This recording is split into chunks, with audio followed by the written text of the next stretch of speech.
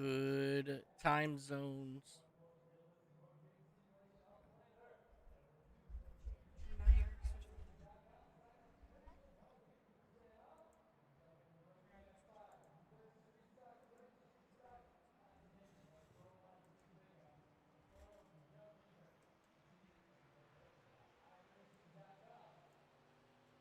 Good time zones, ladies and gentlemen, and welcome to Echo Park Speedway for round number one of the Full Send Friday right here on Racers Elite Network, which is powered by iRacing. I am Mike Taylor, and tonight we kick off season four with the Send It and Push 105. The sun has set, the engines are screaming, and the energy here is absolutely electric. Joining me for the action tonight is Dakota LaRue, who'll be bringing the insight and hype as we watch these Xfinity cars battle it out on this track for 105 laps. Dakota, welcome in, buddy, and let's go ahead and take a look at our weather.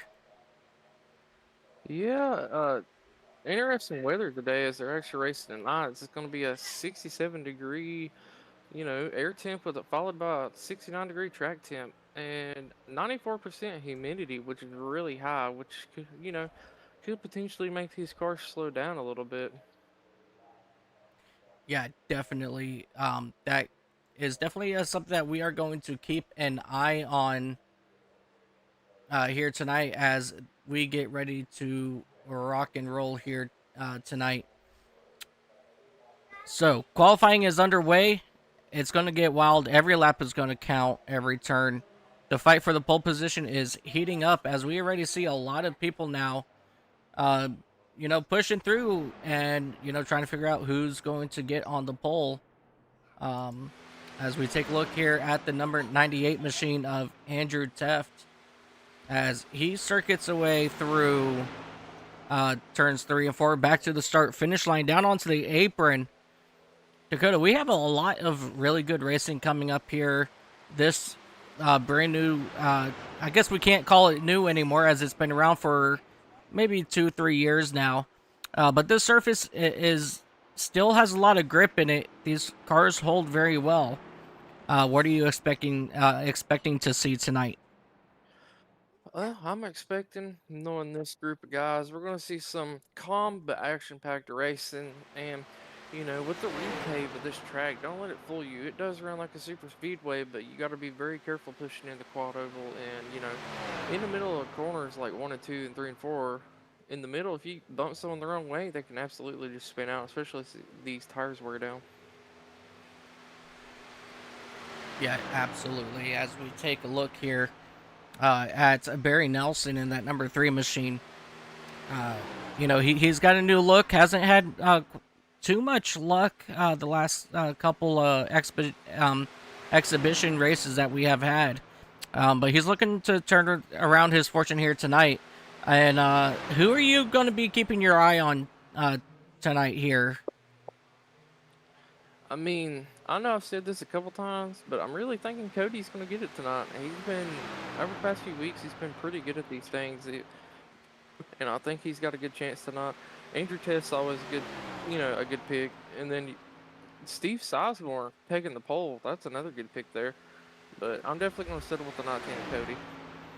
19 of Cody Benelli is always wicked fast. And let's go ahead and take a quick look here at your race information for today. 105 laps for about 162 miles. These guys do have 60% fuel, I believe it was, and they only have, I think, 2 extra set of tires.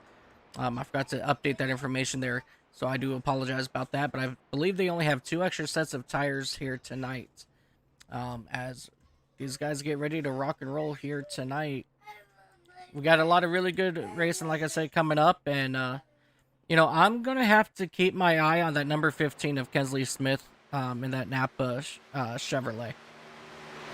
Week in and week out, he is always wicked fast.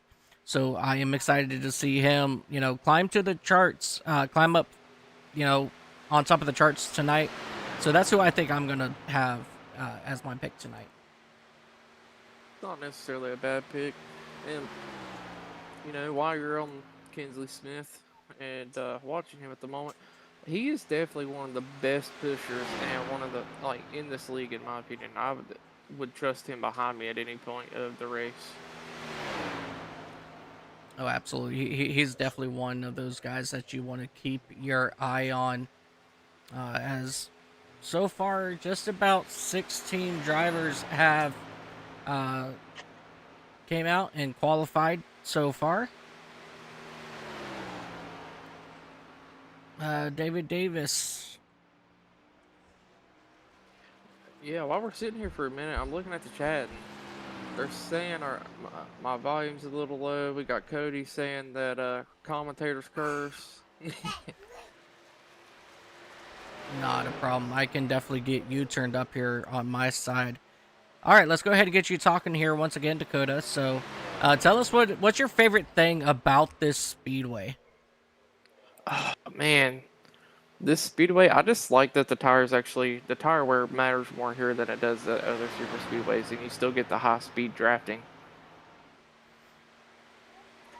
And Kinsley Smith actually taking over a pole spot with a 32.26, almost tying with Steve Sizemore there.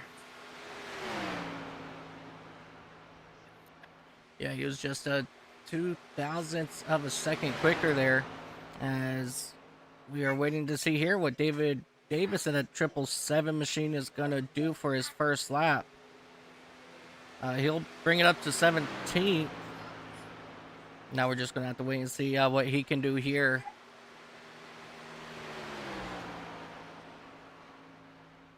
Oh man, it's interesting they're racing this at nighttime. Especially with it being the Xfinity cars, but it's definitely going to make this an interesting race as the track's going to be a little cooler, and at times, that can cause there to be a lack of grip as the track temps are relatively low. Definitely, it's going to absolutely change, the whole dynamic of this entire race. So, with the track change, at times it's sticky, at times it's not sticky. So these guys really got to pay attention and, get the best that they can out of their vehicles. Yes, David Davis is actually going to take over the pole spot, and the top three all within relative close times. Yeah, definitely really, really close on times here. All right, Actually, my board is showing me that Davis and Smith have tied, and Sizemore, all for the. So I can't quite see how big of a gap there is on my end, but you might be able to tell a little easier. yeah, I could definitely give you tell you here in just one moment.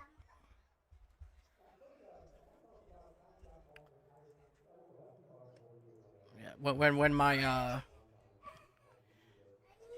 OBS had a little heart attack yesterday, and it messed with my SDK stuff. So I'm just having to come in here real quick and just readjust a couple things.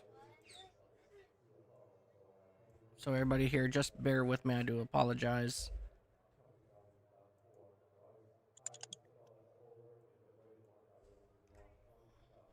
Alrighty. While he's taking care of that, qualifying is over.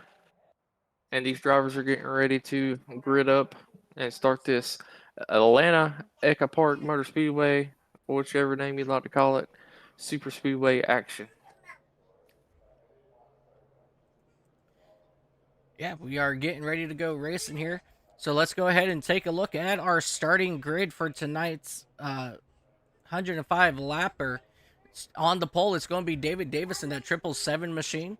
Kesley Smith right behind him in the number 15 will start second. Row number 2, you have Steve Sizemore to his outside.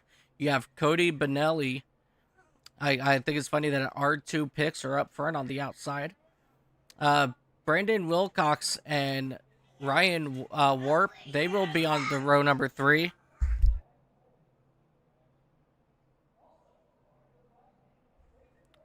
Row number 4, you've guys got Aaron Roth and Richard Ode.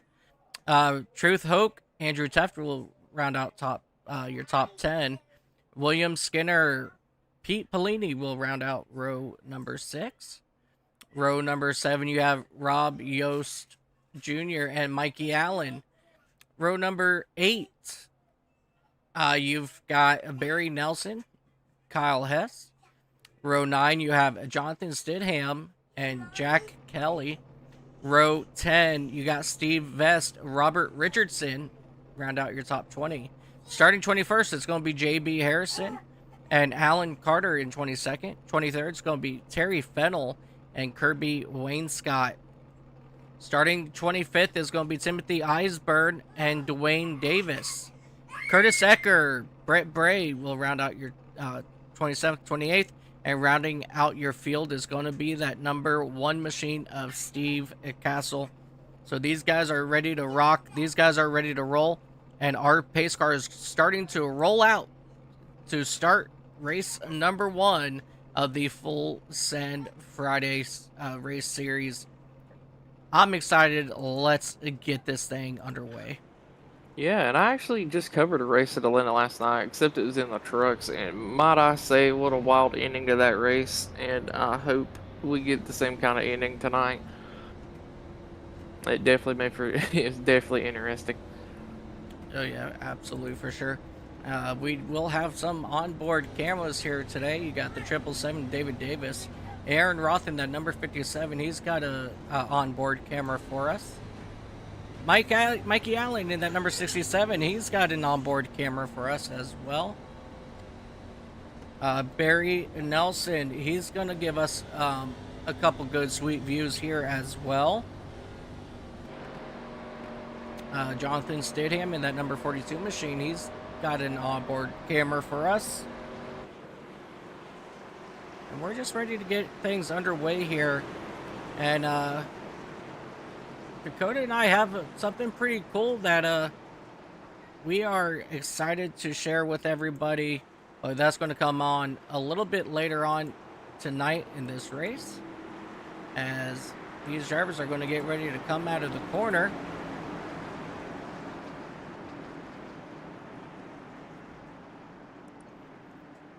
And we're in the restart zone this time, and green. Yes, and we are green flag racing here under the lights at Echo Park. And David Davis, he gets out to a decent jump here as they dive down into turn number 1 for the first time. That number 08 and 26 of Sizemore Wilcox right behind. And it looks like our 2 picks are having a little issues out front, or up on that high lane, dropping back to right about that 6th spot as they dive here into turn number 3 and 4 for the first time. So these guys definitely have a lot of ground to make up. But one of the biggest things, the big difference here between Daytona, Talladega, this place, and the other place that we're going to see on the schedule tonight, or this week, this season, is iRacing Superspeedway. This track, it is not wide, and it is only a 1.54 mile speedway. So these guys are going to be nice and tight, close, not much room. So if these guys are going to try to go 3 wide today, it's going to be very interesting, as we have one hard into the wall.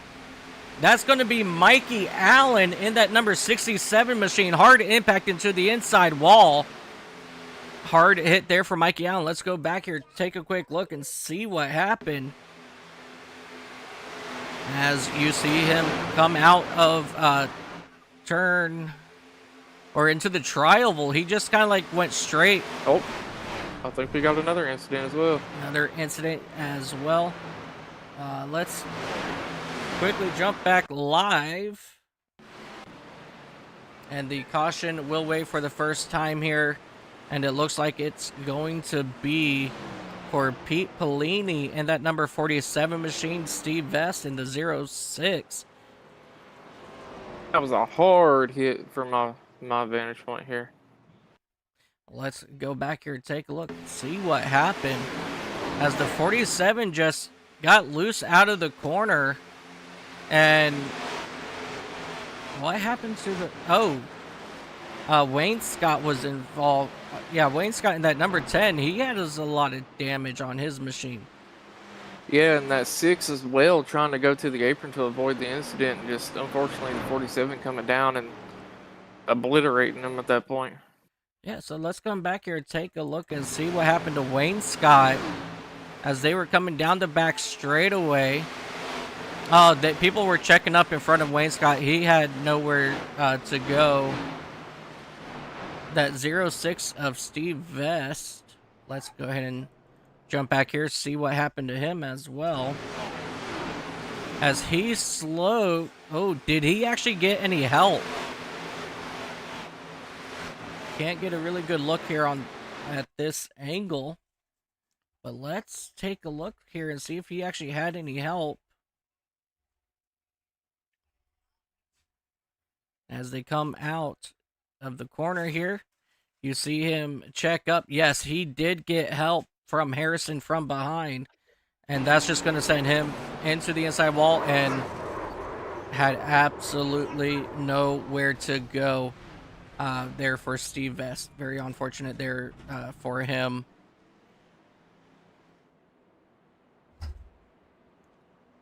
I can't quite remember. I do believe these drivers have one fast repair unless they take it out for the season, correct? I believe so, yes. So most of these drivers will be able to get back out on the track, but if they get caught in any other incidents, that's going to be the end of their day most likely.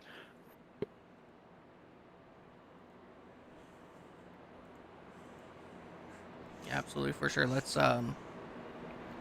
come here and take a quick look and see what information I can pull from this. All right, so these guys have 80% fuel, unlimited tires, and one fast repair.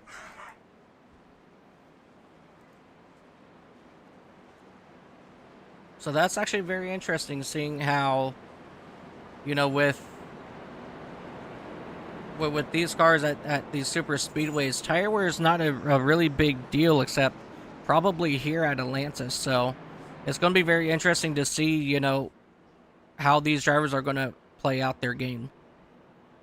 Yeah, they might have unlimited tires, but I mean, that isn't going to change the fact that people could take two. Some people could even try to take none. And, you know, at Atlanta like this, you can get loose in the middle of these corners, especially if you get a wrong push. It is very easy to do. I've seen it happen to several good drivers.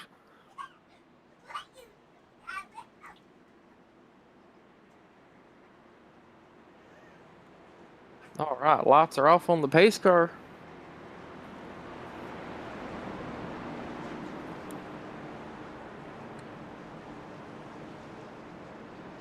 Yep, we're going to get going back green flag here in just a moment.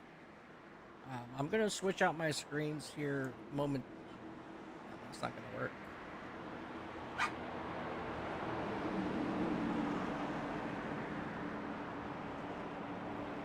Pace truck is off here, ladies and gentlemen. We are getting ready to go back green flag racing. David Davison, that 777 machine, he's going to lead these guys to the green flag. And we are back green flag racing right here at Echo Park Speedway in the Echo Park restart zone. And this time, Brandon Wilcox gets a really good,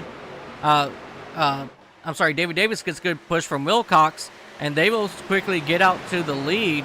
As you see Kensley Smith still trying to work that outside, and he doesn't really have too much help behind him as they're a little bit spread out. But that inside line has formed up pretty decent as they will come out of turn number 4 here once again. Yeah, and the 19 of Cody is actually getting up there behind Kensley and possibly trying to make that outside line work and see if they can make up some momentum. Last night, I was seeing, 2 to 3 trucks was able to run the outside and still keep up with our leaders. So I'd be very interested to see if that works in the Xfinity car as well. Yeah, you made your producing debut last night, and I want to send a really big congratulations out to you. Welcome to the world of broadcasting.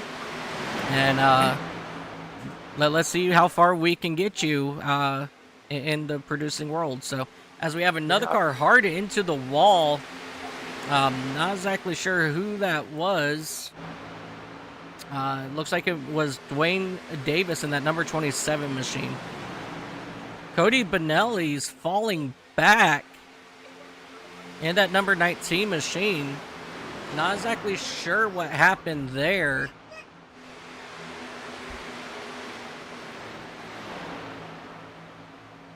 I'll go take a look for you right quick. Just give me one moment.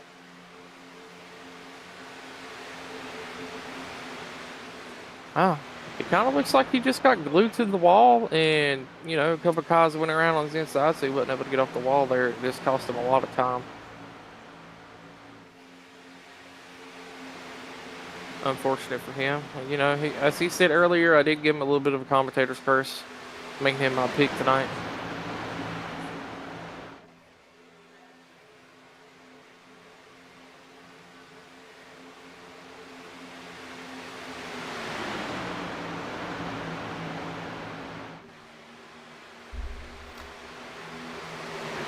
Alrighty. Yeah, so definitely very rough there. It looks like we have JB Harrison. He had just had issues. He went off track. Would you like to go back, take a look at that, and see what happened with him, and then we'll go ahead and queue you up. Sure. See if I can get a look here. Absolutely. And Alrighty, sir. Whenever you're ready. alrighty, ladies and gentlemen, for the first time, we're gonna try to do.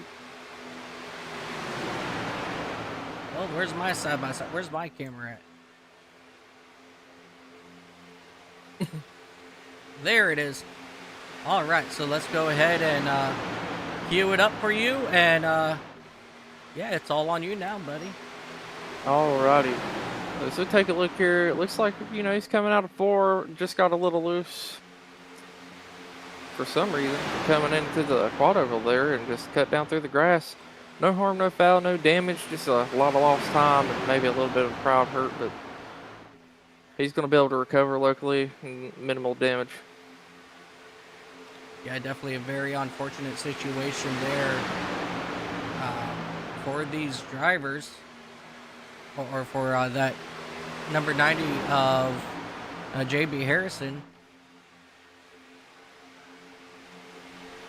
Right, Now we're going to be able to cover some battles towards the back of the pack while we're watching the front here. Yeah, so just have a couple extra things here that I got to work out, but yeah, I think that's going to work out very well for us.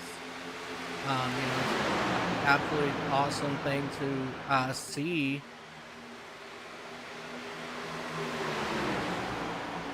Yeah, I'm glad it's working. As we, you know, we put a lot of work in last night, or mainly you. You know, you're the one that did the overlay and such, but you put a lot of work into getting this set up so we could do this. Yeah, as we take a look now, we have Steve Sizemore and David Davis running side by side now for that race lead. Now we're starting to get to that normal Speedway look of a high-speed pace lap, as Sizemore, he's getting help on that outside from that number 78 machine of Richard Ode, and David Davis, he's getting help from Brandon Wilcox in that number 26 machine. So these guys are definitely doing a phenomenal job out here tonight, making everything look absolutely amazing as normal. You know, and these guys are actually, you know, keeping their distance from each other. You know, as I say that, the 78 comes down and gives the 777 a little love tap there. But, you know, for the most part, these guys are leaving plenty of room, as we now see Sizemore in that number, that David Davis going to the inside of Sizemore in that 08. You know what? I got to take time to appreciate William Skinner here in that throwback Wrangler 3 car.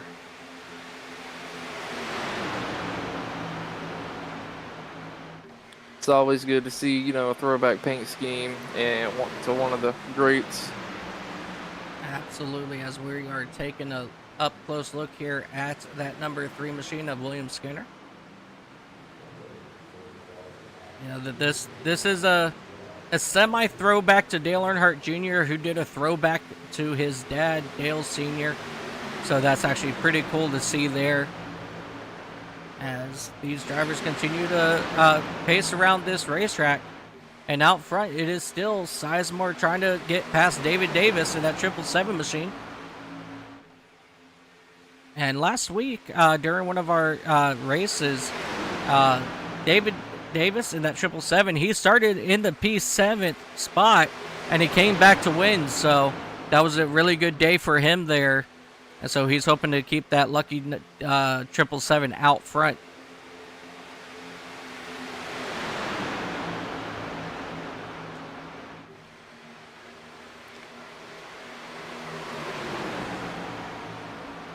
Sorry, I'm having a little fun with the cameras over here, trying some different things out and trying to get some views we don't normally get to see here. Yeah, if you actually see something, you know, and Oh, someone was on there.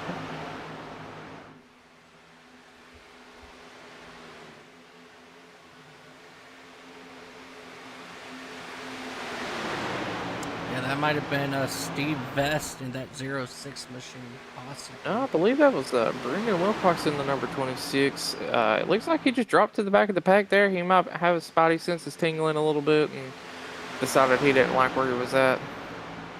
Oh, wow. Okay.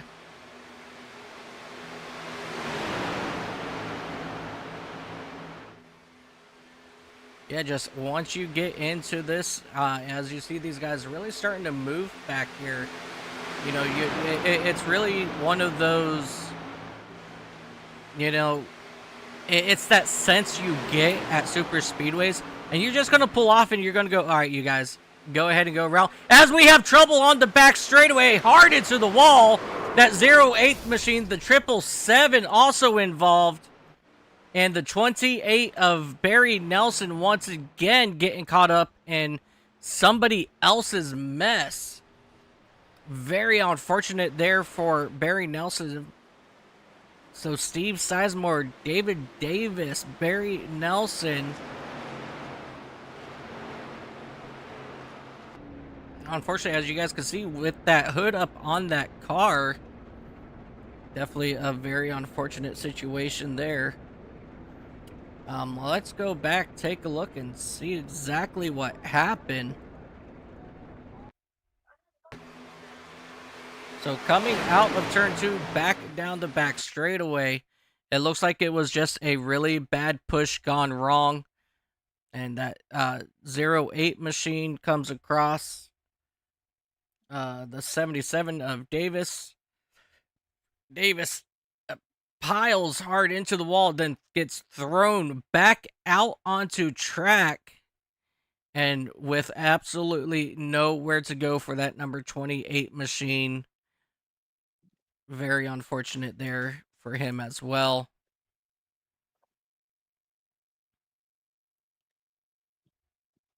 Man, that's very, very, very unfortunate there for these couple of these drivers. These guys were very strong early on, so they're going to go ahead and come on down pit road, get service on their vehicles. Let's see what we can do about getting an onboard shot from that number 28 machine.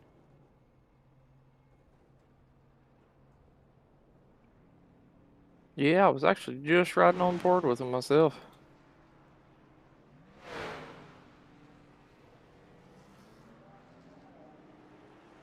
Give me one moment here. Alrighty, and I've got you up on screen. Alrighty. I'm gonna play this a little slow here. You know, he sees him going down there towards the apron. They're sliding back up. He tries to go to the right a little bit, but just not enough time, and unfortunately gets caught up into the wreck there. And try to get a view of his car here after he gets turned around off of the wall. Let y'all see some of the damage. Pause that there.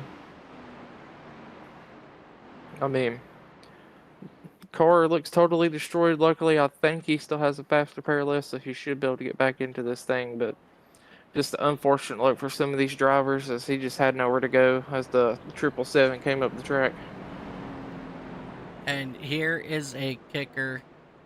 For a split second, Barry Nelson was showing up second on the leaderboard. But now it looks like he's going to start to fall back now, back to that 5th spot and back. So I think what happens is he came down pit road, and unfortunately the pits were closed that time by. But he got his car fixed, and now he's going to drop back to the back end of the field. So it's going to be definitely very interesting here to see how all this will play out. Yes, definitely going to make it interesting. As I mean, we still got a good amount of laps to go, and with 80% fuel, is there going to be any kind of fuel strategy anyone might be able to play here? You know, that I really don't know. Because I've only actually raced at this track maybe like twice. It's maybe 3 times. And I've Fair never actually really had to do a fuel strategy kind of deal. So I mean, last night in your broadcast, I mean, you guys, you were having drivers turn off their car in turn 1, coast all the way around to turn 3, turn the car back on, and floor it to take the race win out of turn 4. Yeah, that moment, I've having nothing else to compare it to. Like, we thought that dude was out of gas for a full 2 laps. All of a sudden, kicks his car on and passes the dude for the lead. Like, what an insane way to get a win. As we're getting ready to go back green here. Yeah, absolutely crazy. So, fuel strategy here is going to be very interesting as the caution will stay out. I guess the racer elite officials just was not happy with the way the cars were lined up, as the pace truck will go ahead and retake front center, and they're going to get these guys all sorted out, and they're going to do it all over again. I think they were waiting on a few more people to get caught up to the back of the field here. They didn't want to take off without everyone being ready and set up there. I can't really blame them. Yeah, definitely.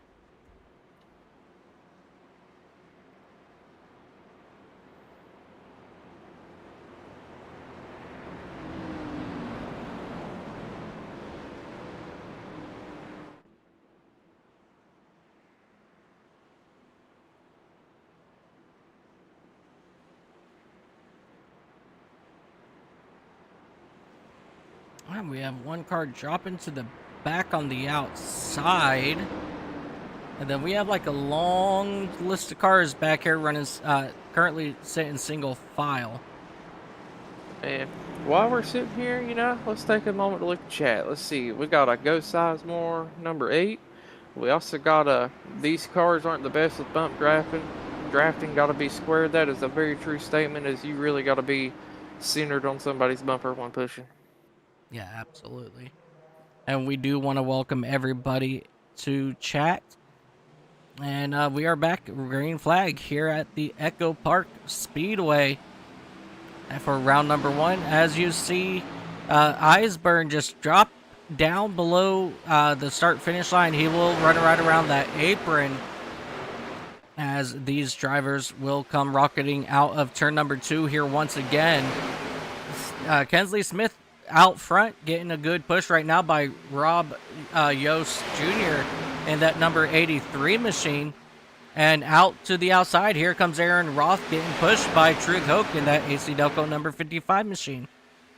And you can't really blame, Osborne for dropping toward the back, because look at all the incidents. They've been near the front to mid-pack, so maybe he's thinking being back there to be safe and, to keep him getting damaged and dropping back in the latter half of this race. We've still got a long ways to go.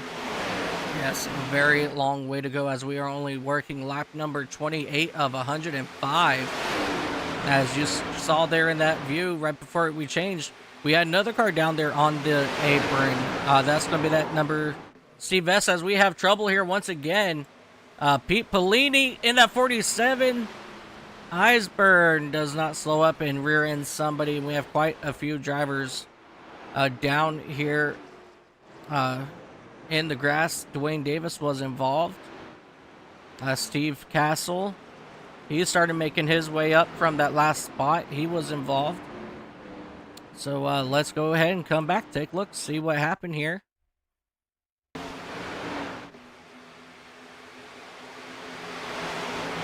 It looks like that 47 got turned, and then just everybody tried to take quick reinforces to miss, and unfortunately it did not work out for some of these drivers.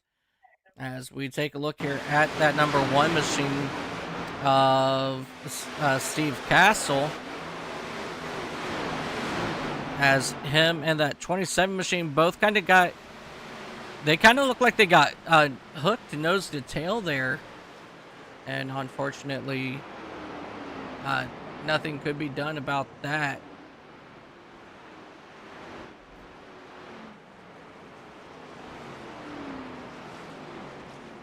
Yeah, they really looked like they were just glued to each other's bumper and just like, couldn't get off of it until they got slowed down there. Luckily, they don't look like they got a lot of damage out of that situation.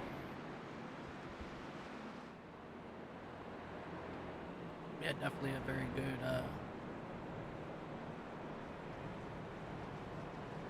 Kirby Wainscott getting involved as well. So he already had damage to his hot rod there. The 92 involved. That was a big pile of quite a bit of the field involved in that one there. Yeah, definitely a decent amount of drivers involved in this one here.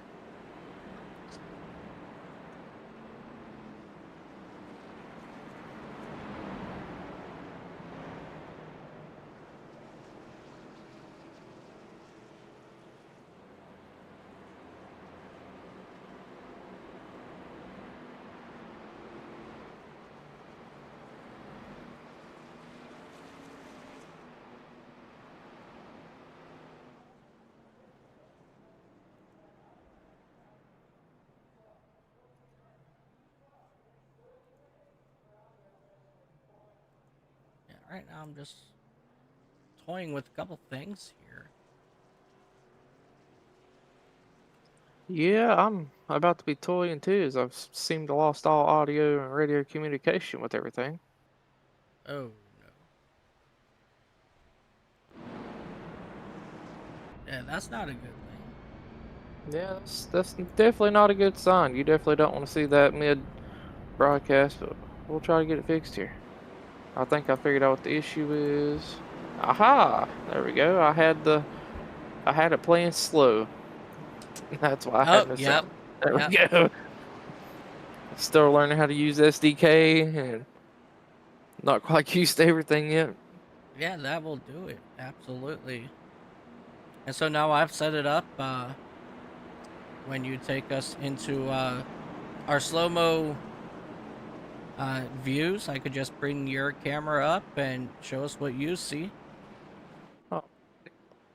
And I think I don't know if you want to use a side-by-side right now, but I'm right on board with Kinsley Smith for this restart here as the lights are off on the pace truck. Yeah, let's go ahead and let's go side by side here.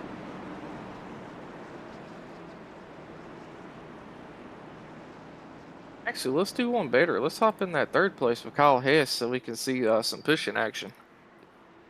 That sounds good to me, as your pace car or pace truck is getting ready to pull off the racing surface, and it is going to be fun here as Kinsley Smith, he will bring these cars back into the Echo Park restart zone, and we are green flag racing once again at Echo Park Speedway. And what a phenomenal start by Kinsley there, as he got a really good jump and could choose either lane, to kind of go up to. The outside lane also got a really good restart there as well, but the inside lane, having the draft is going to prevail, as Kyle Hess is going to be able to get up in the second on the back bumper of Kinsley Smith.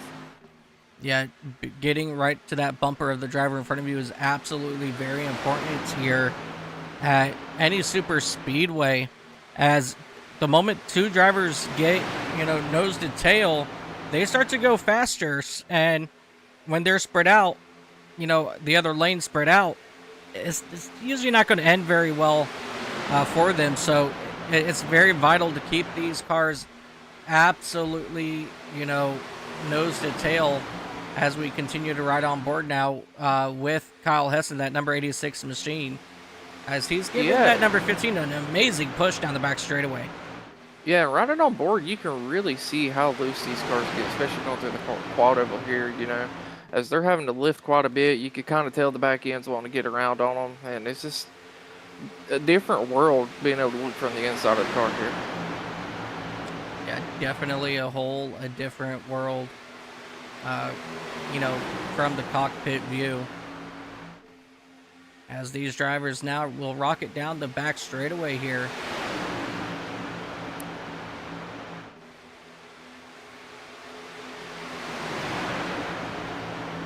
Take a couple laps on the outside here as well to give them a little bit of appreciation.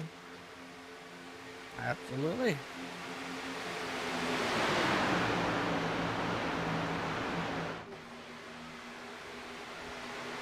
Aaron Roth doing a really good job, getting shoved through the corner. You can tell his car is wanting to kick around on him, but he's doing a hell of a job keeping it straight.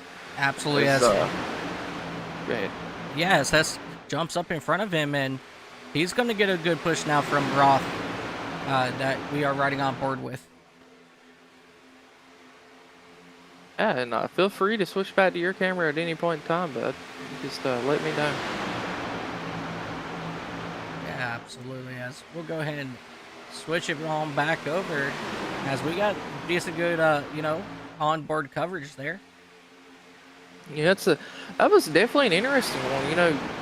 You really can't tell from the outside view of how loose these cars are sometimes, but just hopping in the cockpit for Atlanta is a whole different ball game. As you can tell, these drivers are really struggling with some grip issues. Yeah, especially out of these corners, they are drifting up towards that outside wall, and it's just not the outside lane doing it, it's the inside too. They're kind of coming up to that middle lane area, coming out of turn 4. That's where you absolutely see it the most, as you see the only Andrew Teft making his way to the outside there. Andrew Teft out of Hope Valley, Rhode Island, doing a fantastic job working his way up 7 spots, or 6 spots up into that 4th spot at the moment. And he's still getting a decent push with Kyle Hess behind him. And there's now plenty of room on that inside lane that they're not single file like they should be. So that outside lane might be able to start making up a little bit of ground, as you see them start doing here out of turn number 4. Yeah, and Kinsley Smith leading the race currently. It's kind of weird, as I'm used to seeing him behind somebody pushing. Most of these super speedway style tracks.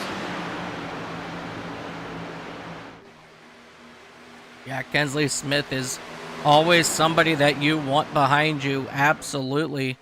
And this is just showing that, not only can he push, but he can also pull cars around this track as well. So him being out front is no surprise.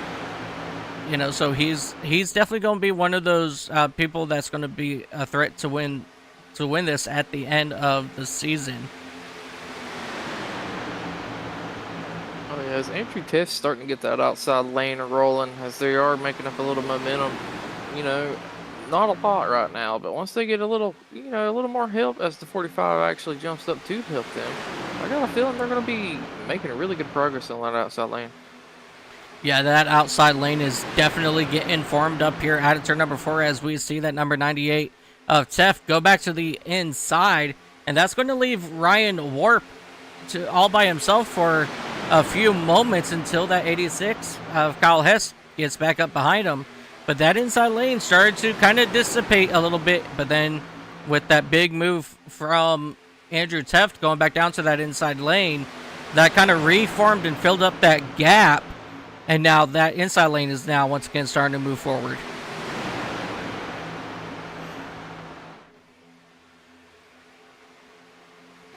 Look at those cars push out of the tri-oval. I thought that 49 was going to get up into that 45 for a moment. Robert Richardson. I want to talk about Robert Richardson for a moment in that yellow and blue number 49 machine. He has climbed up 15 spots since we went green flag racing. So yeah, doing a really good job, honestly. Yeah, so he's right now, he's one of our quiet, drivers out here who's just kind of lurking his way towards the front. And I didn't really actually notice him until just now when I looked in to see who it was. I was like, hey, look at that, 15 spots up. That's not bad. Yeah, and then you also got Curtis Ecker and Brett Bray up 17 spots, currently sitting P10 to P11.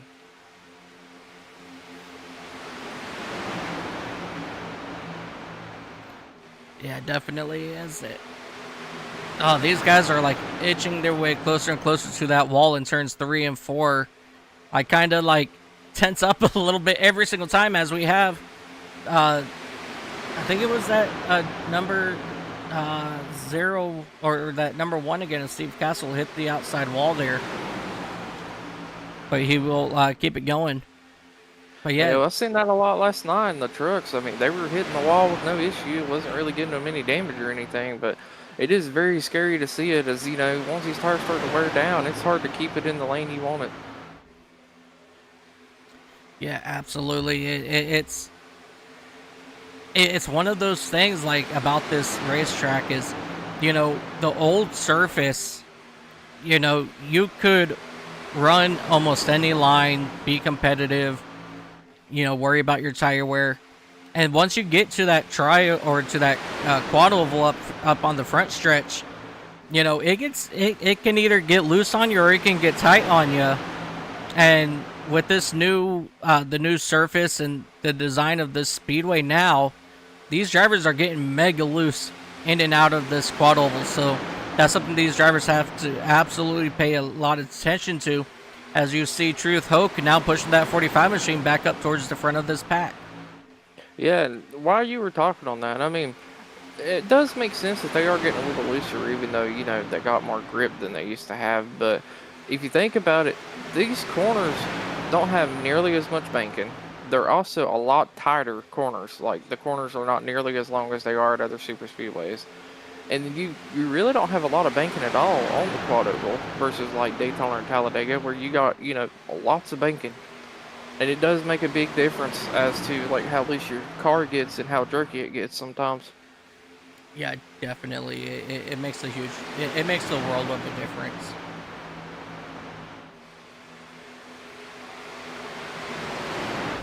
Because that outside lane is still trying to get up there towards the lead. And I got a feeling before too much longer we might see them, side by side of or for the lead, as they're making really good headway. As we are riding on board now with Rob Yost Jr., you can hear those tires absolutely start to squeal through these corners. So with these tires, squealing the way they are, how much is this pavement eating up these tires? Oh yeah, the right rear definitely goes pretty quick here, but it's with them having about 80% fuel, they still got I'd say a decent ways to go before they actually legitimately have to pit. As we look from the back bumper now of Curtis Ecker in that number 8 machine. He's getting a really good push right now by Benelli in that number 9 machine. I'm sorry, the number 19 machine. So these guys are on this outside. They're starting to make a little bit of headway, marching with their way through the front. As we only have now 4 cars out front. So it's going to be really interesting to see if these guys can get close enough to work together to push their way to the front with Truth Hoke up front leading that outside lane. Yeah, and in case there's anyone that's kind of newer to NASCAR here, when we say push, we don't necessarily mean they're on their bumper, because you can really just push with the air, It seems a little odd, but at these speeds, you pack air on somebody's back bumper and give them a push just about as good as you can, being a lot of bumpers with them sometimes. Yeah, that pocket of air that separates these two race cars, they kind of act like a magnet a little bit until you get like right to that back bumper. When that air dissipates because of how close you are. But like right now between that number 98 and that 55, there's that very small air pocket that's allowing that 55 to push the 98. But then once that, so pretty much it's like it's a rotating ball in between. It just you know, rockets that car in front of you faster. And then once you get on the bumper, then obviously that's where the real, you know, good bump drafting comes in.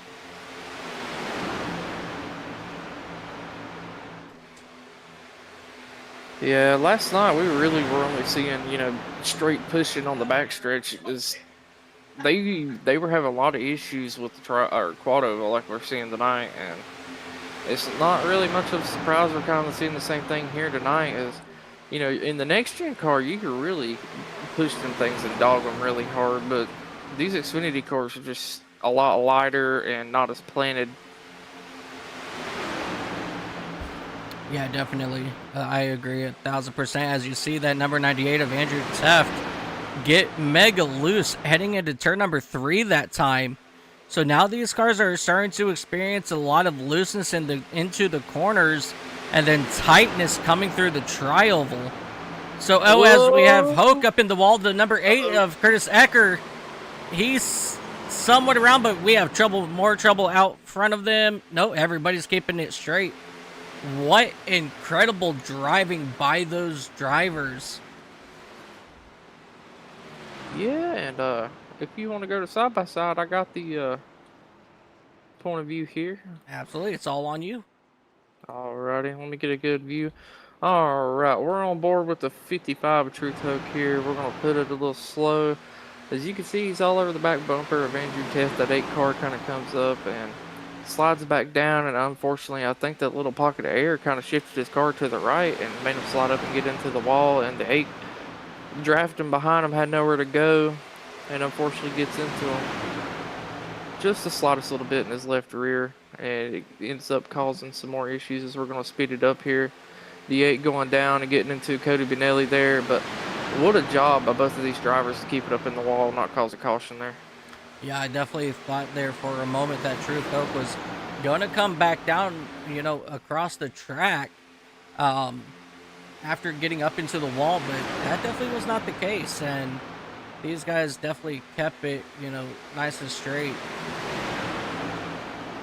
Yeah, let's get on board with the 19 here while we got this pulled up. Just a quick little look. I'm gonna rewind it a little bit here. A little bit more. Alright. We're taking a look now at the side-by-side. Just look at how close that could have been there. Like, millimeters away from just an even bigger wreck there. Yeah, absolutely. It was definitely really, really close there, and, you know, just unfortunate luck for those two, but a hell of a job keeping it up in the wall and not causing a bigger incident than it needed to be. Yeah, definitely.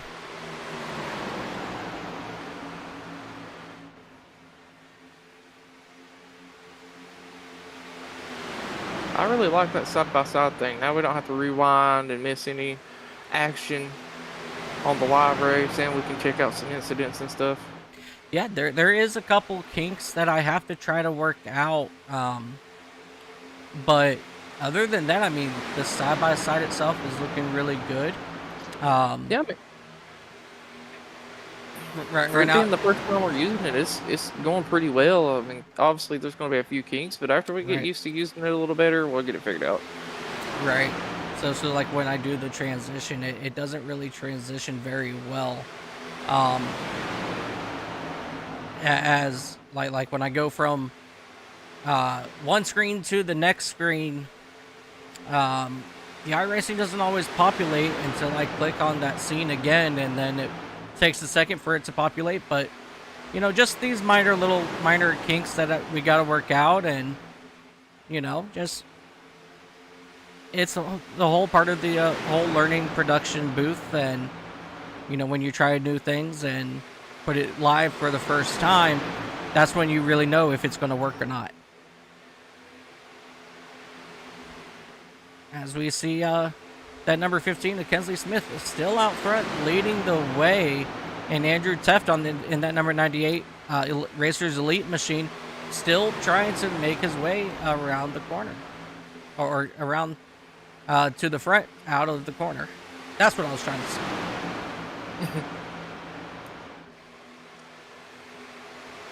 It's all right, man. We've had a very long week between the both of us, and might just be struggling just a hair today. Yeah, just a little bit, but I mean, we're still having a good time. We're having a great time, actually.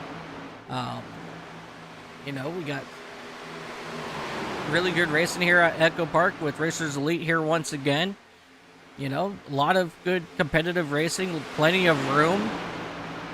It's just, Yeah. I'm excited to see how this thing's going to finish out.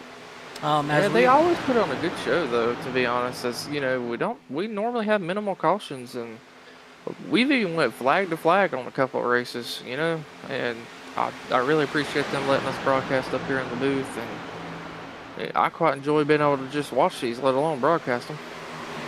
Absolutely, and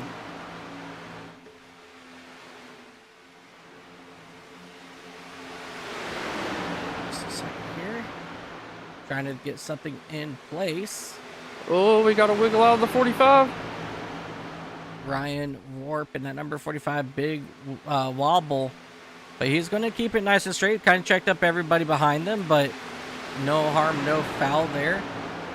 And right up, right up on your screen right now, there is a QR code for Mission 22.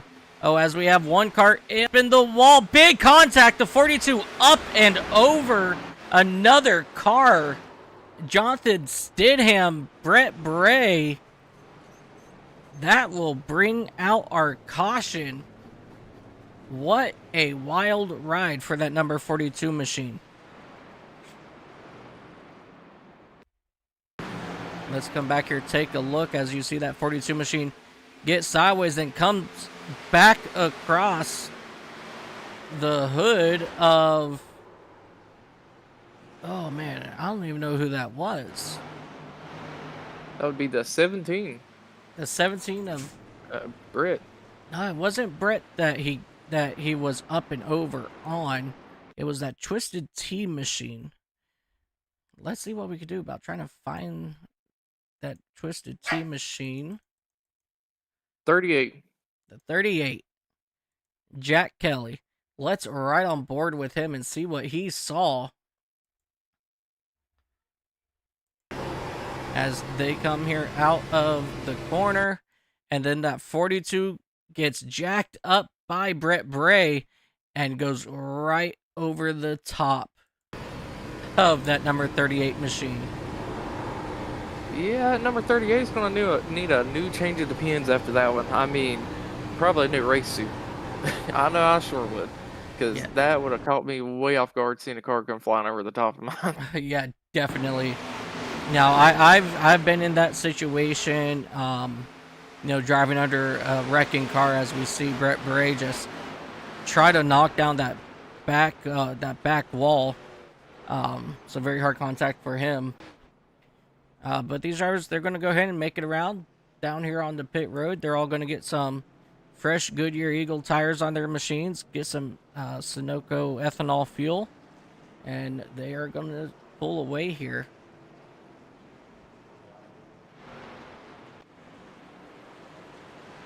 Man, what a ride that was. I mean, luckily he didn't legitimately flip over, but just flying above someone's car, especially from, when you're racing, you're like, oh, well, there goes my race. And luckily it kind of appeared, he landed it, kept it out of the wall, and not terrible amount of damage on that car. Yeah, definitely got very lucky on that one for sure.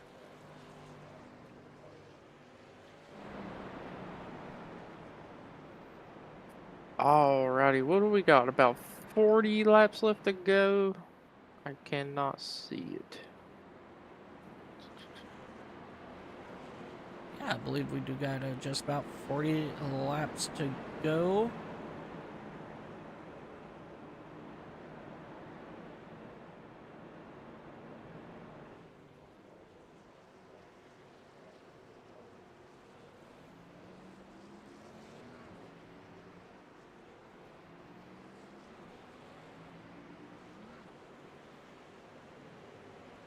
Alright, and a lot of cars are going to go ahead and get a wave by here.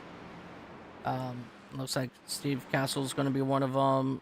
JB Harris, Steve Sizemore, Truth Hoke, Mikey Allen, Pete Pellini. Pete Pellini, he's actually, I think he's out of this race in that number 47 machine. So everybody is still Oh, yeah. on track except for Pellini in that number 47.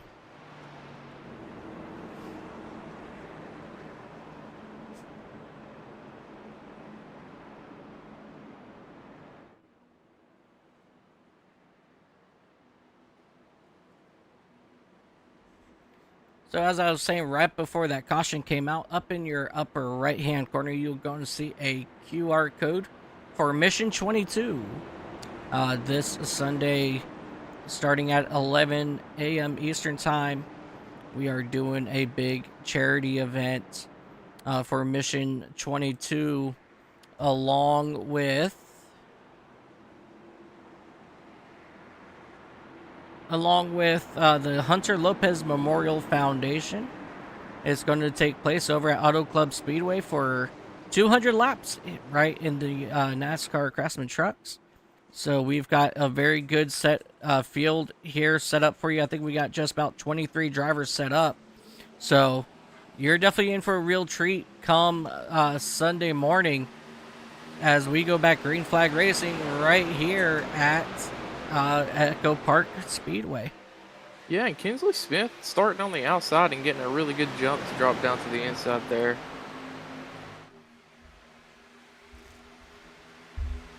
Yeah, absolutely. Kinsley Smith once again being very dominant in that number 15 Napa Auto Parts Chevrolet machine. He's always a dominant force when it comes to Super Speedway, as we've been saying. But another car that's been very dominant at Super Speedway as well, almost anything that he gets into, it's going to be that number 98 of Andrew Teft, as he's trying to make that outside lane work, as you see the 19 of Cody Benelli now pull up in front of him. Yeah, and we did have a little bit of an issue on the restart with the 67 there as he got involved in an incident. It kind of appeared, he tried to hit the go pedal a little too soon. The person behind him did as well, and unfortunately it spun him around there on the front stretch. All right. And he was able to get it back going. All right, if you want to go ahead and reset that up for us, we'll just go back, take a quick look at it. Can do. All right. Whenever you're ready. We are ready to rock and roll. All right. As you can see here, they're getting a little antsy, trying to get all on each other. And, green flag's out, and unfortunately, the people in front of them didn't go, and he just got bumped in the rear and spun around there. Yeah, definitely very unfortunate there for that driver. So he's going to get it back going. That's the 67 of Mike Allen. Yeah, Mikey Allen, 67. Man, these guys are doing a phenomenal job up here, keeping it the racing nice, tight, and close, but still giving plenty of room. As we see that number 28 machine of Barry Nelson start making his way back up to the front of this field, and he's going to be that first car on the outside.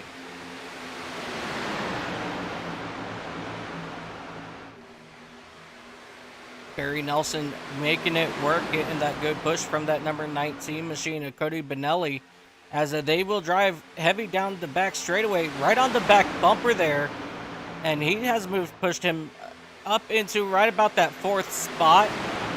And Benelli, he's going to try to keep pushing that number 28 further, closer and closer to your race leaders, as we get a big push, as we have Benelli in the wall. They are 4 wide behind him.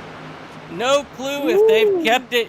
Did they keep it straight? I think they kept it straight. Yeah, they kept it straight. Holy, I was watching that from the static cam, man. I was on the ground. Next thing I know, there was a car coming over me and getting into the wall. What incredible driving out of those drivers. We are definitely going to go back and queue this one up. Let me see if I can get a view of it here. Alrighty here. Let's see, I need the 20. Boom. All right, it's all on you. Alright, we're going to slow this down a little bit. As you can see, the 83 and 28 is making a little bit of contact, and That sends 28 up towards the wall. Cody Benelli trying to get down below him here. Slow down. Andrew Teff getting into the back of Cody. That gives him a big shunt forward. We're going to stop it right here, get a better view behind. There we go. Just a big series of events as Cody's going to get up into the wall hard, come back down, and Andrew Teff's going to try to avoid him coming down, getting into the 37, and just 4 wide at this point. Just wow. Let's go back and watch that in full speed, as that was just I slowed it down so we could take a little time to process what was going on here, but it just doesn't do it justice. So he doesn't like this camera, but we're going to use it here. And do me a favor, just stay on this number 28 machine, as he had a big, huge, massive moment just like about a lap later. If you want to go ahead and change it over to another camera view. Yep. Getting there right now. Sorry about that. Oh, you're good. As you see him come out of turn 4. Okay, so it's going to be one more lap, I believe.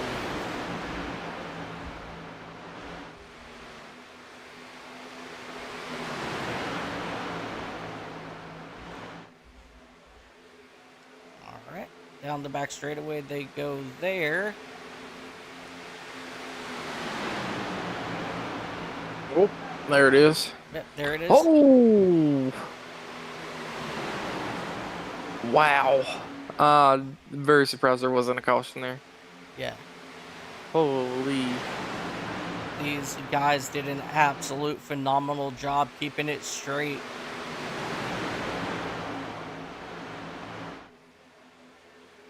That 49 was probably shocked to see the 28 coming down right there.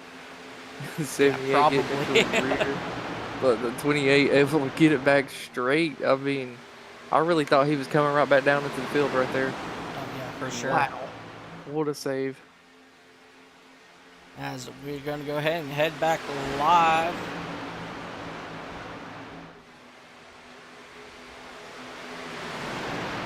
As you guys saw in that side-by-side, a little bit more contact on the back straightaway, as a couple drivers decided that they were going to try to make it 3 wide. As this next time by in the quad oval, we will have 25 laps to go. So we currently got just about 26 or 25 and a half laps left now, and it is still in the hands of Kensley Smith in that number 15 and Brendan Wilcox in that number 26 machine. He's doing a phenomenal job keeping him out front. Yeah, and my pick of Cody kind of sitting in P17 right now. You know, the commentator's curse has a lot of rear end damage with Barry Nelson right behind him, who was involved in that incident earlier with rear damages. These drivers are going to be battling a very loose car back here, but trying to help each other to get caught back up. Yeah, absolutely. I'm not quite sure on how many laps these guys can go on one tank of fuel. We got one in the wall. He's going around. Oh, huge contact for 3 of these drivers in the back. The number 37 of Alan Carter, Brett Bray once again involved, and Richard Ode in that number 78 machine. I believe he was involved as well. Oh, definitely some really good race cars torn up in this one. Definitely hate to see that. Let's go ahead and come back here, take a look, see what happened.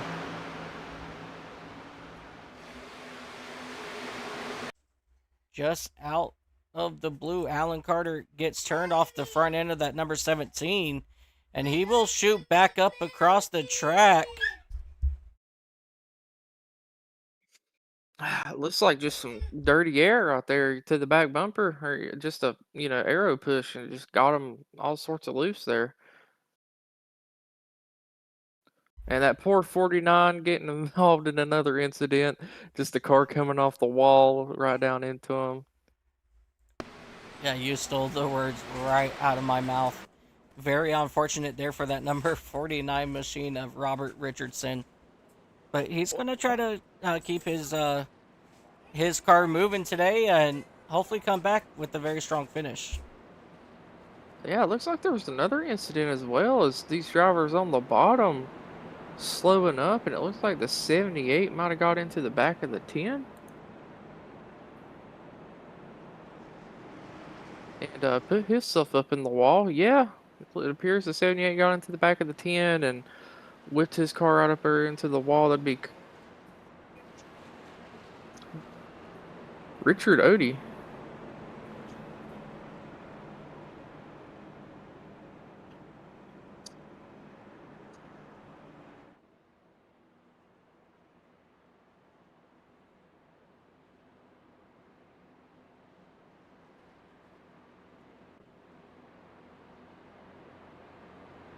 And we also had another incident involving the 17 as well.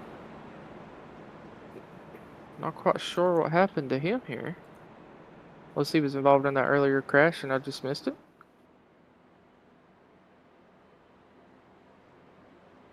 Oh yeah, he was involved in the earlier crash. My bad. Oh, how are you feeling about the rest of this race, bud?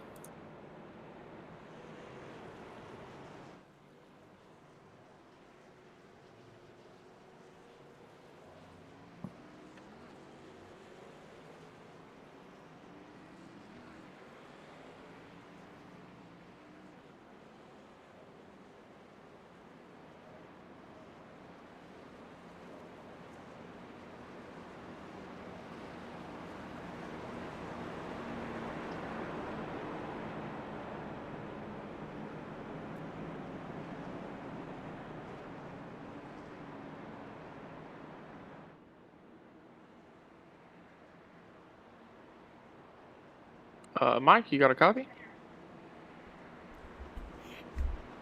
I do.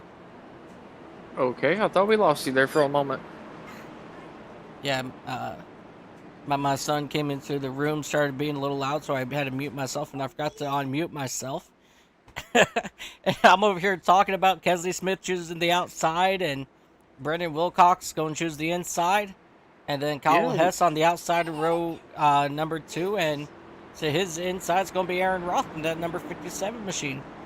yeah, and we're also missing the broadcast on the channel at the moment.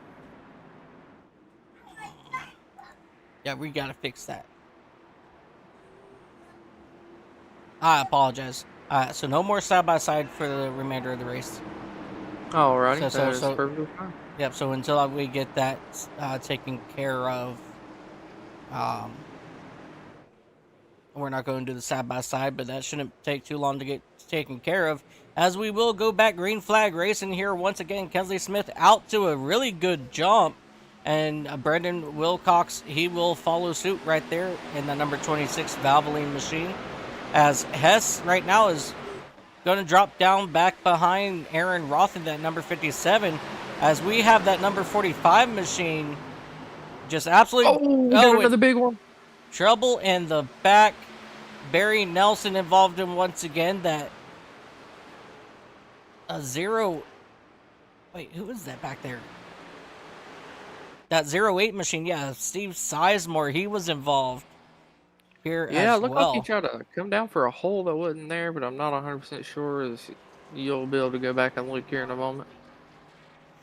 Yeah, let's go back, take a look, see what happened.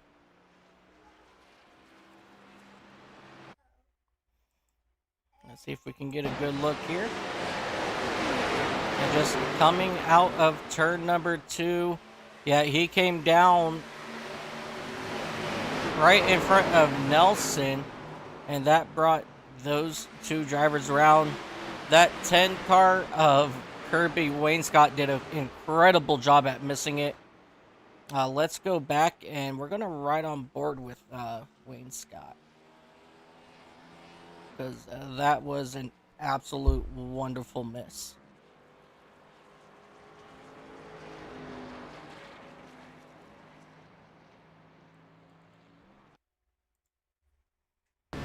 As you see them now coming here through turns 1 and 2.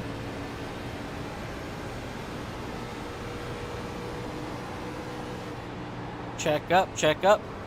Oh, that was so close. I think he's going to need a change of Depends as well.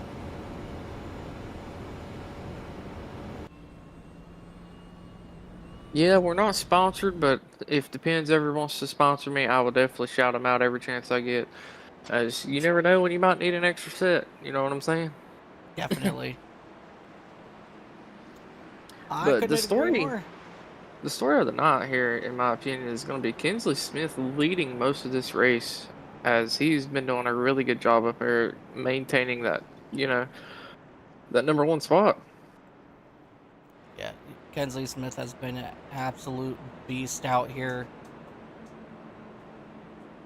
He has led 62 laps out of the what lap are we working here? 70 something now, or 80 something now? Give me 1 second here. We are currently on lap 87. So he's led a good 60% of this race so far. Yeah. Definitely wicked fast today is that number 15 of Kensley Smith. Right behind him, Brendan Wilcox. You know, he's been up here nice, quiet, minding his P's and Q's as well. So he's up here doing a really good job. Terry Fennell in that number 50 machine, he snuck his way up here into the top 5. So coming up 18 spots, and right now he is our biggest mover of the race. So Terry Fennell doing a phenomenal job in that number 50 Real Tree Chevrolet, as we are going to double them up and do it again. And once again, Kensley Smith, he will go to the outside. Brandon Wilcox inside. Kyle Hess will be on the outside, and Aaron Roth back on the inside.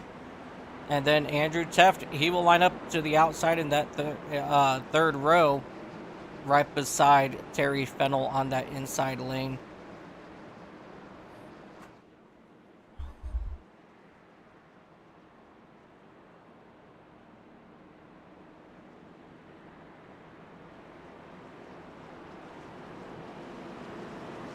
Oh, man. Kinsley restarting on the outside is honestly an interesting idea, as he has been getting some really good restarts, but if someone on the inside is able to match his restart, it's going to make it a lot more difficult for him to maintain that lead. Yeah, for sure. I think one of the biggest things with that is, you know, the only in this league, the leader gets to choose if he wants to start inside outside. And Kensley's been getting a really good help from that number 26 of Brendan Wilcox. So with him choosing the outside, that is almost a guarantee that he will get down in front of Wilcox, instead of having Wilcox pray that the third place starting behind him has a bad start and get down behind Smith. And so I think that's what exactly the plan is as we go back green flag racing. And you're going to watch Kensley Smith drop down right now to get in front of Wilcox. I mean, yeah, that is a very true point, but, I mean, if the inside lane did happen to get a pretty good restart there, it'd definitely make it hard for Kinsley. But, Kyle Hess up 12 spots, Terry Fennell currently in P5 up 18 spots. How do you feel about that one? Yeah, just absolute phenomenal drive for Fennell. Even if he doesn't come up in this in the spots the rest of this race, he should be very proud with that top 5 finish. But we still, only 16 laps to go. There's still a good ways for things to happen and even more things to change. As most of the leaders single filed out here on the backstretch as we're coming to 15 to go. Yeah, we have just roughly, I want to say maybe about 25 miles left in this race. We'll probably say more like 23 miles. As Hoke in the back gets up into the wall. But, we still got a lot of time. It's still a lot of racing left. Even though it's only 15 laps. The last 10 laps here, they're going to seem like they take forever for your race leaders. Oh, yeah, and what a surprise. Andrew Tiff trying to lead the charge on the outside to get them up towards the front here. as he's been doing that quite a bit tonight, and you know they're starting to make up some momentum, working their way from the back of the field here, as they're currently sitting around that P9 to back spot, and they're Yeah. gonna have a little bit of help jumping up in front of them out of the 45 of Ryan Warp. Yeah, Alan Warp. He's doing a pretty decent job in that number 45, pulling people to the front. And Andrew Teft, I feel like with Andrew Teft, you can either get pushed or be pulled by Teft. And so right now, Jonathan Stidham behind him in that number 42 machine, he's doing a wonderful job at getting Teft up, to the back bumper of that number 45 machine. So don't be surprised here in the closing laps if you see that outside start moving more and more up towards the front as we see them starting to inch their way now. Yeah, as they've went from about 9th place to the leader of the outside lane is currently competing for 5th. And Hess will join that outside train, and he will try to pull this outside lane towards the front as he is now side by side for that 4th spot with Terry Fennell. Oh, one car into the wall. Wayne Scott, hold on to it. The 8 is around. Nope, he kept it nice and straight. We are going to say green flag racing. How the hell did they save that? I don't know. They're 3 wide. 3 wide back here. 4 right about that 9th spot. 45 is up in the wall. What a good job being able to save that, as I thought that was about to be very bad going in that corner. But the outside line was working so well together, and now they've just fallen apart, as they're going to have to try to get another charge here with, we're coming to 10 to go. They don't have a lot of time left. No, they don't. And there's a good separation right there between that 3rd and 4th driver on the inside, or that 4th and 5th driver on the inside. So that's going to allow that outside lane to start moving forward just a little bit. But as of right now, they have not been able to make too much ground on that 4th place of Terry Fennell. So yeah, now, but they do have some more help coming from Cody Benoli and the number 57 behind them. yeah, a lot of good drivers jumping up, trying to help that outside lane to move them forward. As we have 10 laps to go, coming to 9 to go this time by. And so, if Teft can stay right on that back bumper of Hess, I think they're going to be all right, as they are now working back around the outside. Oh, we have trouble in the back. The 10 is around. Kirby Wainscott, the number 27 machine of Dwayne Davis. Truth Hope gives a little love tap there. And the 10 of Kirby Wainscott absolutely broke. Dwayne Davis, he is slowly starting to pull away. Very huge contact for a lot of these drivers. Let's go back here. Take a look and see what happened. Oh, whoops. I didn't want me to go on board here. Let's do that again.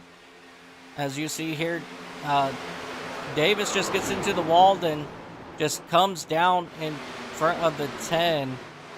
And that going to bring the 10 involved there as well.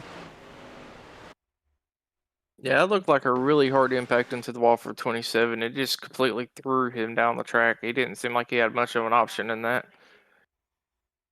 Yeah, for sure. As you see Kirby Wainscott at this point getting turned. That number 1 machine of Steve Castle had absolutely nowhere to go. Truth Hoke involved as well. And with that contact, that actually threw the number 10 machine up into the air. Yeah, and unfortunately, I believe his motor blew as well, as I just heard back from my replay. Yeah, definitely a very, very unfortunate situation there for Kirby Wainscott. I believe that actually might put an end to his day. And I believe it might be the same for Truth Hoke in that number 55. So very good, strong run out of that number 55 machine. Unfortunately, his day will probably come to an early end here as well. Oh, it looks like we had another crash. What? Something happened to Mikey Allen just now. Oh, Yeah. no, he just parked Okay. Sorry about that. SDK's just tripping out. He just pulled over to let some Yeah. people pass. Yeah, SDK will do that from time to time. And talking about SDK, we would like to give a special, big, huge thank you to SDK and everybody over there that gives us these beautiful overlays that you get to see here tonight. Big shout out to Pasquale, as you know, he if you have a question, he answers it usually within. I think the longest I had to wait for for an answer from him was like maybe 45 minutes. And he'll sit there and tell you, you know, what you did wrong, and he goes, "Well, that we can't do that, but you know what? We can do this." And he will type out the code for you right then and there, and you just get it loaded up and have at it.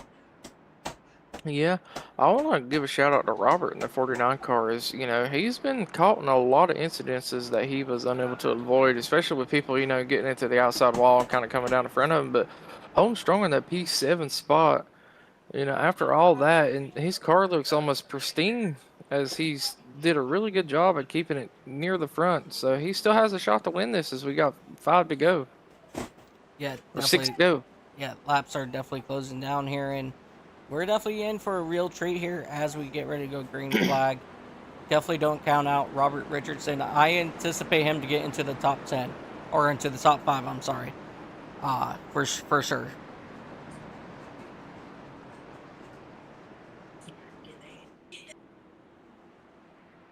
All right. So this is how they're going to line up. Once again, Kesley Smith to the outside, Wilcox to the inside here. Terry Fennell, he'll be on the outside of row 2. Inside row 2 is going to be Aaron Roth. And then Andrew Tefton's going to be on the outside of row 3. Kyle Hess, he will be on the inside row 3. So we're getting ready to get this thing going. And I want everybody to keep an eye on that number 98 machine, as he's going to try to work his way back up to the lead here. And we're going to see what he can do. Gonna try to work some of that voodoo magic. Yep, absolutely. Terry Fennell up into that 4th spot on the outside. Moved up 19 spots. Not too shabby there.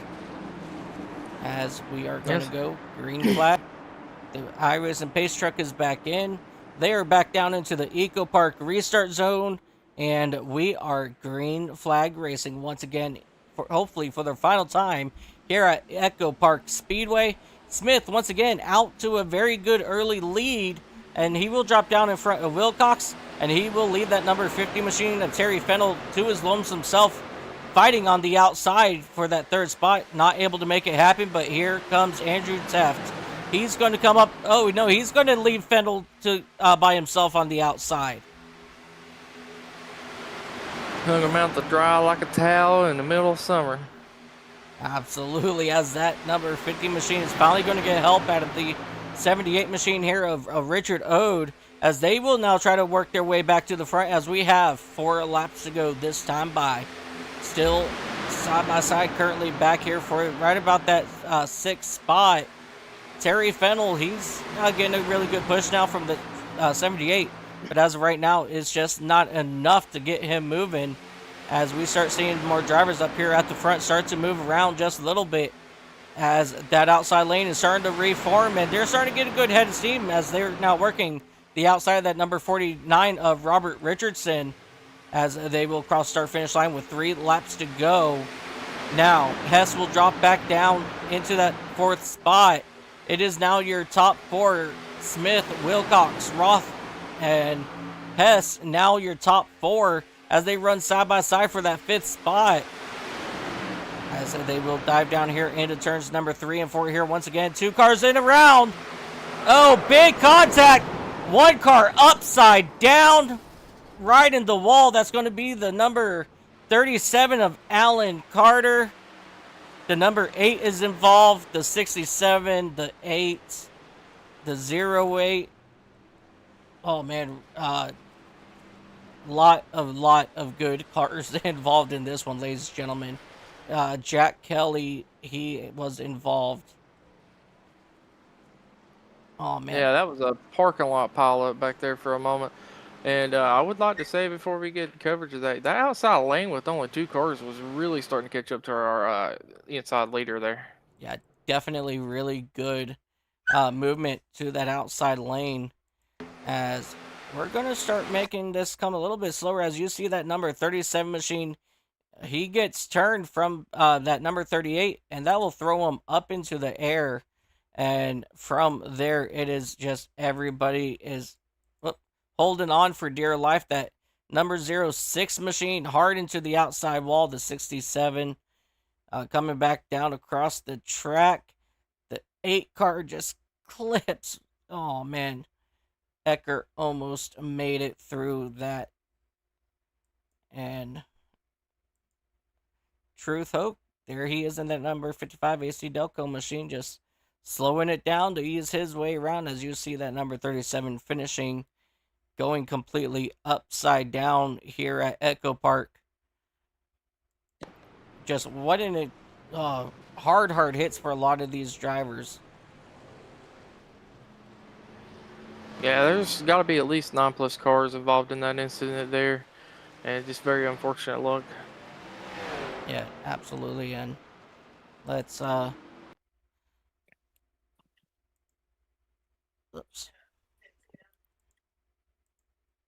let's ride on board now here with Carter.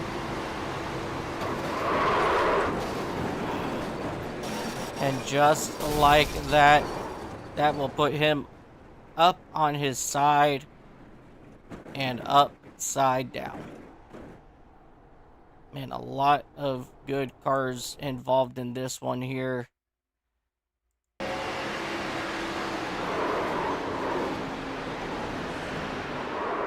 Ugh. Really hard hits.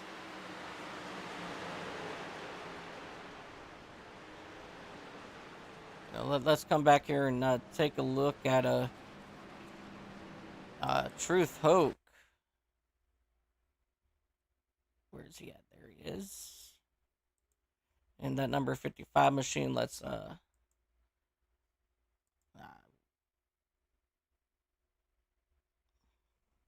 on now. Where's that? There it is. Let's run on board now here with Truth Hope. As you see, he just absolutely slows it all down and just watches the mayhem unfold in front of him. And he'll catch a gear and he'll start going and drive underneath that hood that's flying up in the air.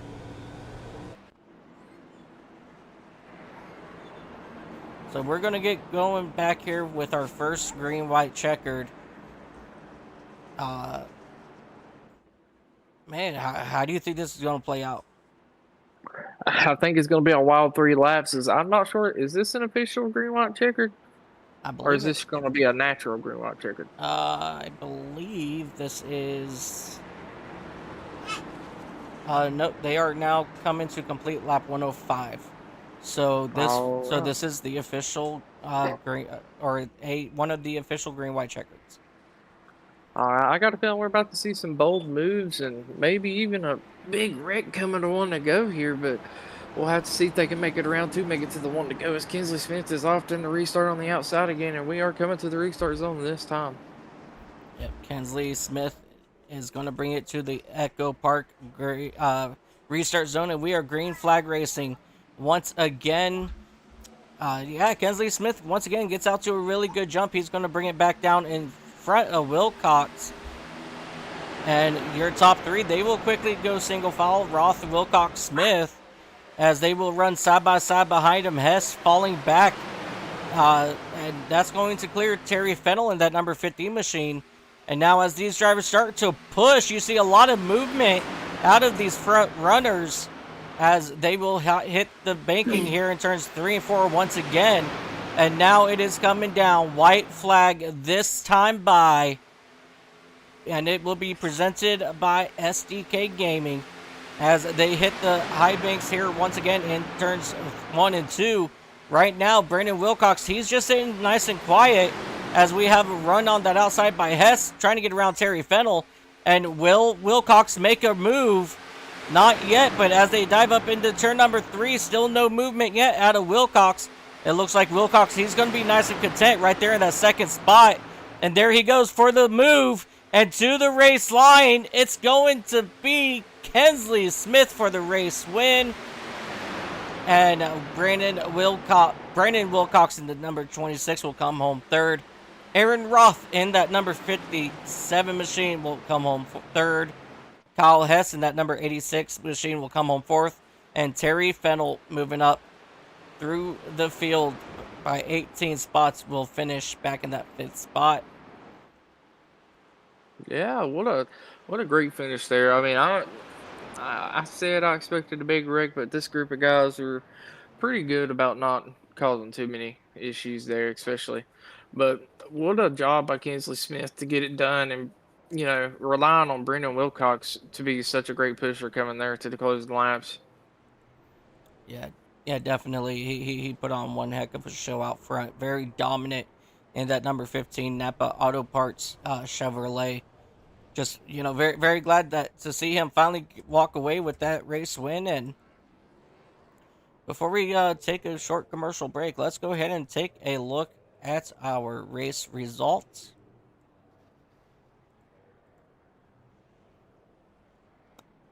All right, your race results and current points leader now is going to be Kensley Smith in that number 15 machine. Brendan Wilcox in the number 26. Aaron Roth will come in third. Kyle Hess, Terry Fennell. Again, a very good run out of Fennell driving through the field, coming up to that 5th spot. Richard Ode in that number 78 machine with Andrew Teft rounding out your top 7. David Davis, Rob Yost, William Skinner, he will come back to that 10th spot in that number 3 machine. Cody Benelli, Robert Richardson, Steve Castle, Ryan Wart, Barry Nelson, Curtis Ecker, Jack Kelly, J.B. Harrison.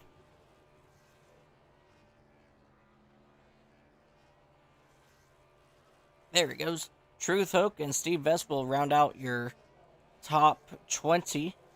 Timothy Eisburn, Jonathan Stidham, Alan Carter, Steve Sizemore, Mikey Allen, Dwayne Davis, Kirby Wainscott, Brett Bray, and Pete Polini will round out your field of 29. Just what a wonderful day of racing. We're going to take a very short commercial break. And when we come back, ladies and gentlemen, we will talk with our top 3 drivers. We'll see you on the other side. With a head of steam moving to the outside his chin, Richie says it can't be done. Tony Shallen says turn on the reggae music. If you're gonna pass me, you're gonna do it high. There is just one more lap remaining, and look how close Rudolph is. It got the slipstream. There we go. 2 laps to settle it in the Blue Emu Firecracker 400. Whatever you got to give it now. Back to green we go. On the final lap, side by side, they still run wheel to wheel. Now, through the snake, the S as we go. Quaro edges ahead. Modolf is still there. White flag, one more to go on the Daytona 250. Kepler leads that lap. Who's gonna lead the last one? To the line, look at that, Dave Chapman, he's going to sit there on the outside final corner. Has he got it done? Continuing to go side by side for the lead through 3 and 4, and they manage it safely. Now through 5. And hunting for a way by it all. Round 2 between Bill Sellinger and Goat to the outside. White flag is out, side by side. They make contact in the turn number 1. Ooh, gets onto the grass now, down to the inside. Andy T, a little bit of a wiggle and the perfect crossover there from Polly Portson to defend the position. Andy T totally sideways. They're still sideways going into Siberia. And getting ready to cross, he goes around the outside, but it's not enough. Edens up the racetrack. Carbo down the track. A photo finish. James Edens wins it. It's still 4 abreast into the braking zone. This is sensational racing. And here comes Bowden. It's going to be a drag race to the end. That side by side. Who gets it? Williams tries to cover him off, but once again, pulling the over-under. Daniel Morad is going to win with a last corner pass. Newsom's coming up right there. By the corner. It's going to be pinned. There's nothing. Oliver is going to come back at him. It's going to be a race to the line. Does he have enough? Down to it. And a wreck it in 3. Here comes comes Michael Cozy Jr. Michael Cozy Jr.'s got the lead. He looks to the inside, side by side for the race lead.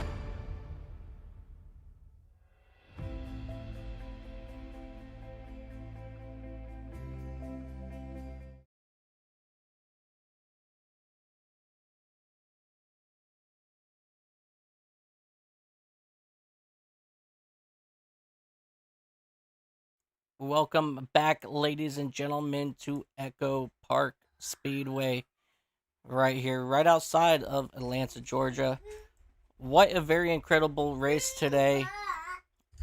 We are going to get ready to talk with our third place finisher, so let's go ahead and bring up that driver of that number 57 Voodoo Ranger machine.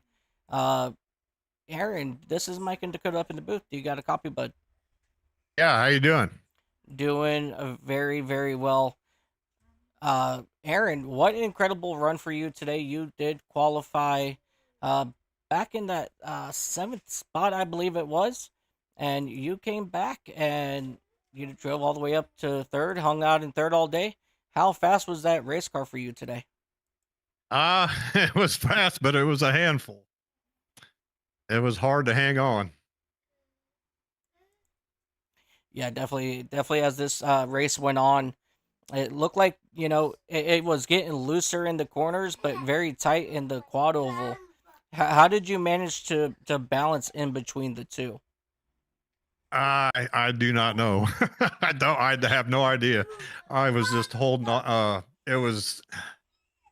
I wasn't hitting my corner entry right most of the race. I had a problem with that, and that kind of messed me up a lot. I did try the high side a couple times, and they could never get the high side to go, and I don't know the reason on that. And so I just said, I'm just gonna hang out here on the low side and see what happens with one to go, and that's what happened. Yeah, that outside absolutely struggled a lot today. They would get a decent run and start moving up maybe like 3 or 4 cars, but then after that, they fell back. It was like they made up 4 cars but fell back 7 each time. So that outside lane just couldn't get going, but you were able to bring that machine up to 3rd, and what an incredible run for you today. Before I let you go, do you have any shout outs that you would like to give? Just for everybody watching, my chaos crew and Spotter, Roselli, and Andrew for putting these races on, and everybody out here racing. You guys doing the broadcast, and that's about all I got. Gotcha. All right. Well, congratulations on your 3rd spot. We'll see you next week, and again, congratulations, man. All right, thanks. All right, ladies and gentlemen, that was driver of that number 57 machine of Aaron Roth. Let's go ahead and go grab your 2nd place driver.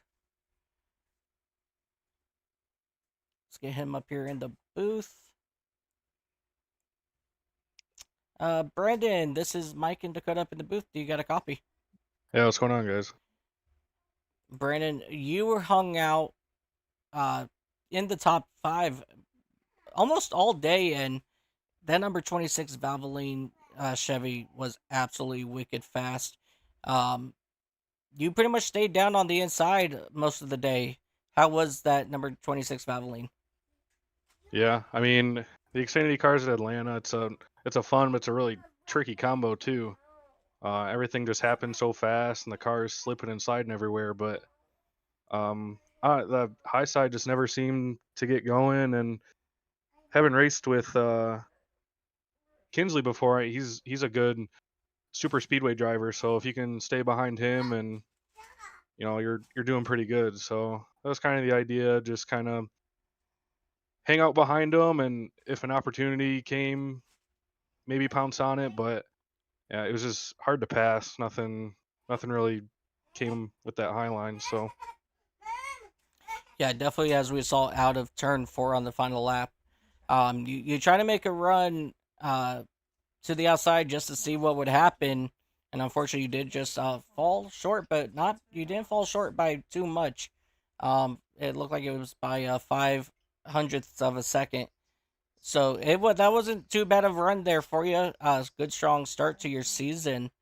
And what's your thoughts about the rest of the season moving forward?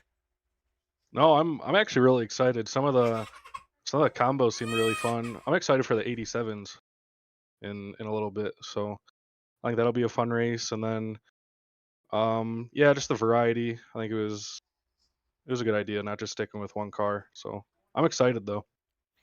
Yeah, definitely the variety is going to be very interesting. Yeah, we do got those 87 cars running at Talladega later on. So definitely looking forward to those as well. Before we let you go, Brandon, is there anybody that you would like to give a shout out to? My teammate Will, he was racing here tonight. You guys up in the booth for taking time out of your day to broadcast these. Everyone at Races Elite. Um, yeah, appreciate everyone. Yeah, absolutely, Brandon. Congratulations on your P2 finish, and we look forward to seeing you back out there next week. Yeah, thank you. Ladies and gentlemen, Brandon Wilcox in that number 26 machine. Now let's go ahead and talk to Kensley Smith, driver of that number 15 Napa Auto Parts Chevrolet. Kensley, this is Mike Dakota up in the booth. You got a copy? Yes, I do. Kensley. Finally, you got a good finish up here at Echo Park. What's your thoughts about today's race, and how did the last restart? Were you worried at all? I knew on the last restart the bottom was where it'd be. Brandon was giving me good pushes that whole stint. So I would start on the top just to keep him on the bottom behind me, get a good jump and get down in front of him. It took too long for the outside to really get going. So those last couple of cautions and everything kind of played into my favor, allowing that top line not to be able to get going and keep that out of the way. So really my only thoughts were what Brandon was gonna do, if he was gonna jump out from behind me, when he was gonna do it and stuff like that. And I knew coming off of 4, um, it could get a little hairy and everything. But I saw him jump out a little bit late, so I just kind of just going into the trioval, just got out a little bit and cut completely down to that white line, just to kind of give myself a little bit of a better entry and separate myself a little bit, and I think that kind of helped me stay in the lead there. Yeah, you definitely use that outside lane to your advantage on the restarts, and I was kind of watching it, and after like the third or fourth restart, I'm like, I know exactly what he's doing, because Brandon has not left his rear almost all race, and so that was really good work between you and Brandon, seeing you guys come up or staying out front for the majority of the race. So what's your thoughts now on top of the point standings? What's your thoughts about the remainder of the season, and do you think you can stay out front? I hope so. Usually pretty good at the uh, usually good at these tracks. I think we got Talladega next week in the trucks, so that's gonna be a fun one. I know I'm a good pusher, so if I can find somebody to work with, I know a lot of my teammates aren't driving this series just because it's on a Friday and people got busy lives. So, but I'll find somebody to work with. Usually I'll just pick anybody, whoever's in front of me. I'll push them. So, um, yeah, feeling good about it. Restricted plate track's kind of my thing. So Yeah, hopefully, keep getting good finishes. yeah, definitely don't tell Brandon Wilcox that you're a good pusher, because he said if he can stay behind you, then he knows he's going to do very well. So don't go tell Brandon that you're a good pusher. Um, Dakota, before we send it back to Kensley for any final shout outs, do you have anything to ask? Um, What would you say you think your chances of winning this championship are? Because I mean, me personally, I think you got a very high shot of getting the championship for this series, just due to the fact that you're always near the front. Um, I'm hoping for it to be high. It's been a while since I've won a championship in Racers Elite. I think it was back in like season 3 or season 4, and we're on like season 9 now with everything else. So, um, it I think I have a high chance. I mean, like I said earlier, I'm really good at these restrictor plate tracks. I'm a good pusher, and um, I have really good instincts in judging where people's going and judging runs and stuff like that. So um, I'm hoping I can get the championship this season. That sounds like a good plan, and your statement would be very true. You are pretty good at these super speedway top tracks, and I will have to give you 100% credit for that. Uh, anyways, is there anyone you'd like to shout out? Of course, first and foremost, Andrew, putting all this on, pretty much racing almost every night of the week.